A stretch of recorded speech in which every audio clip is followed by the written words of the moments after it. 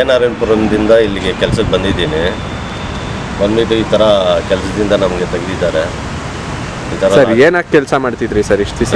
Driver, sanitary worker. ಇವಾಗ ನಿಮ್ಗೆ ಆಗಿರೋ ತೊಂದರೆ ಏನು ಸರ್? ಕೆಲಸದಿಂದ ತೆಗೆದ್ಬಿಟ್ಟು ಕೆಲಸ ಇಲ್ಲ ಅಂತ ಕಳಿಸಿದ್ದಾರೆ ಸರ್.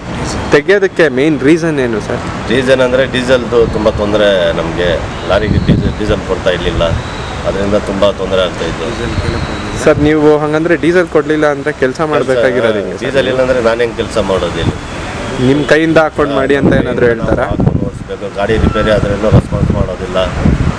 ಸುಮಾರು ಎಷ್ಟು ತಿಂಗಳಿಂದ ನೀವು ಕೈಯಲ್ಲಿ ಹಾಕೊಂಡು ಓಡಿಸಿ ಆಮೇಲೆ ಇವಾಗ ಬಿಟ್ಟಿದ್ದೀರಾ? ಬಂದ್ಬಿಟ್ಟು ಸುಮಾರು ಒಂದು 2-3 ತಿಂಗಳಿಂದ ಈ ಥರ ತುಂಬ ತೊಂದರೆ ಆಗ್ತಾಯಿದೆ. ಕೆಲಸದಿಂದ ತೆಗೆದುಬಿಟ್ರೆ ನಮಗೆ ಎಂತಿ ಮಕ್ಕಳಿದ್ದಾರೆ, ಏನು ಮಾಡೋದು ಸರ್? ಇವಾಗ ಏನಾದರೂ ಮೇಲಧಿಕಾರಿಗಳಿಗೆ ಏನಾದರೂ ಮನವಿ ಏನಾದರೂ ಸಲ್ಲಿಸಿದ್ದೀರಾ? ಏನಿಲ್ಲ, ನನ್ನ ಕೆಲಸ ನಮ್ಗೆ ಕೊಡೋಕ್ಕೆ ಹೇಳಿದೆ ಅವ್ರಿಗೆ. ನಾನು ಅದೇ ರಿಕ್ವೆಸ್ಟ್ ಮಾಡ್ಕೊತಾ ಇರೋದು. ಓಕೆ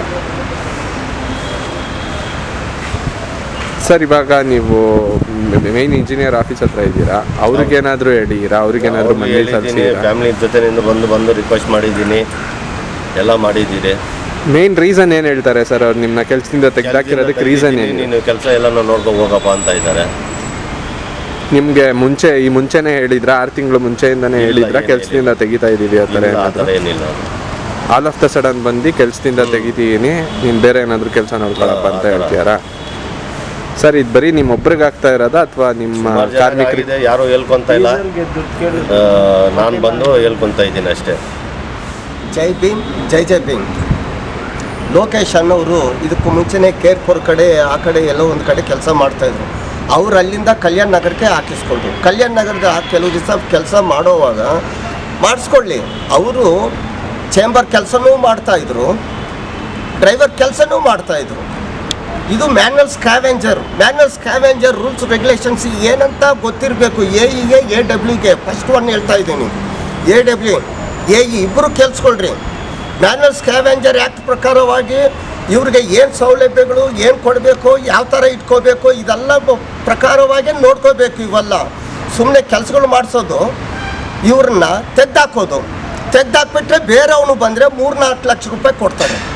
ಒಬ್ಬನ ಕೆಲಸಕ್ಕೆ ಸೇರಿಕೊಟ್ರೆ 3-4 ಲಕ್ಷ ರೂಪಾಯಿ ಕೊಡ್ತಾರೆ.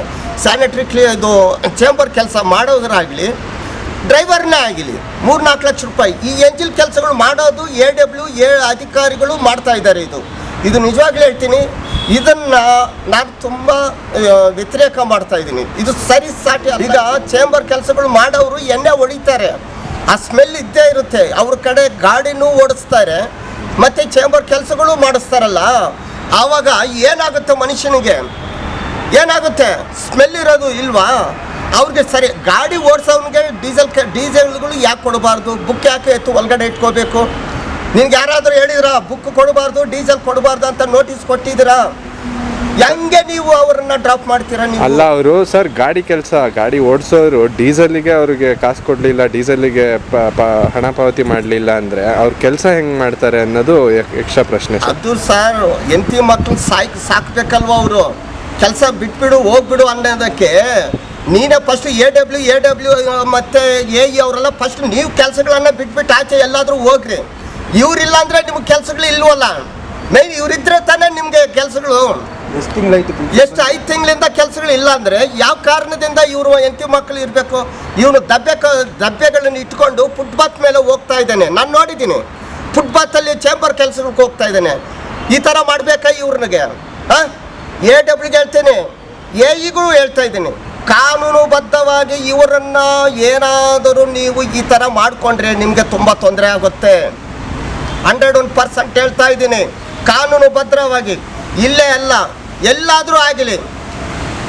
ಮ್ಯಾನ್ಯಲ್ ಸ್ಕ್ಯಾವೆಂಜರ್ ಅಂದರೆ ಏನು, ಅದಕ್ಕೆ ಏನು ರೂಲ್ಸ್ ಇದೆ ಅಂತ ನೋಡ್ಕೋಬೇಕು. ಅದ್ರ ಪ್ರಕಾರವಾಗಿ ಇವರನ್ನು ಕೆಲಸಕ್ಕೆ ತಗೊಂಡು ಕೆಲಸದಲ್ಲಿ ಅವ್ರಿಗೆ ಯಾವುದಾದ್ರು ನಿಯಮಗಳು ಇದು ಅದನ್ನು ಪಾಲಿಸಬೇಕು ಅಂತ ನನ್ನ ಈ ಮೂಲಕವಾಗಿ ನಾನು ಹೇಳ್ತಾ ಇದ್ದೀನಿ ಸರ್.